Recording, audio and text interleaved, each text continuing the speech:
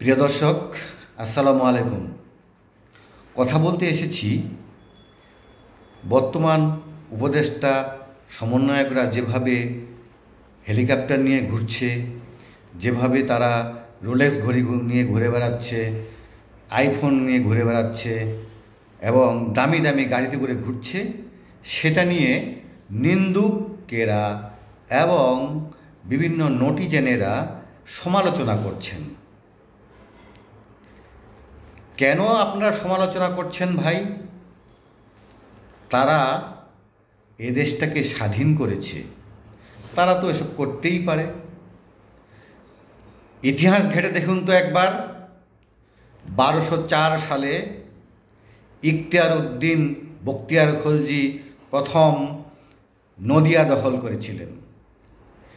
তিনি কি কোথাও রোলেক্স ঘড়ি পরবেন না, হেলিকপ্টারে ঘুরবেন না, আর দামি দামি গাড়িতে ঘুরবেন না, এটা বলেছিলেন?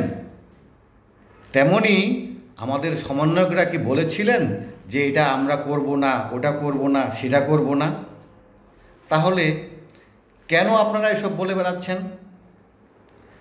আর সবচেয়ে বড় কথা, একজন উপদেষ্টা এই বাংলাদেশটাকে যে স্বাধীন করেছে এখানেই থেমে থাকছেন না।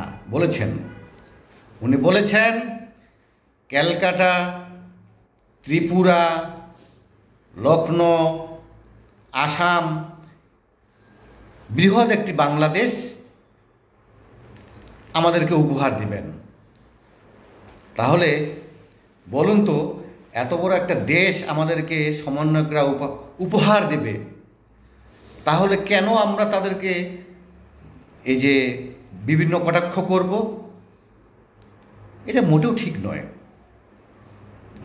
তারা এখন এই যে সচিবালয়ে আগুন দিয়েছেন, এটা তো প্র্যাকটিস। আগস্টে দিয়েছিল, সেটা যদি একটু ধারাবাহিক প্র্যাকটিস না করে, তাহলে এই যে বিভিন্ন জায়গা দখল করবে, সেটা কিভাবে করবে? এটা একটু ভেবে দেখুন তো।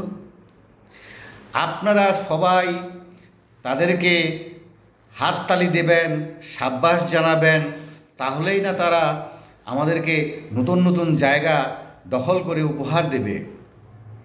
তা না করে আপনারা কি করছেন? এটা কোনো অর্থ হয় বলুন তো? আমি আপনাদেরকে অনুরোধ করছি, আপনারা তাদেরকে উৎসাহিত করুন। যারা রোলেক্স ঘড়ি পরছে তাদেরকে আরও দামি ঘড়ি পরতে দিন। যারা আইফোন ব্যবহার করছে তাদেরকে আরও দামি আইফোন ব্যবহার করতে দিন। যারা হেলিকপ্টার ব্যবহার করছে তাদের প্রয়োজনে সবাইকে হেলিকপ্টার দিন, উৎসাহিত করুন। তাহলে আমাদেরকে নতুন নতুন জায়গা উপহার দেবে, বাংলাদেশটা আরও অনেক বড় বাংলাদেশ হবে। প্রিয় দেশবাসী,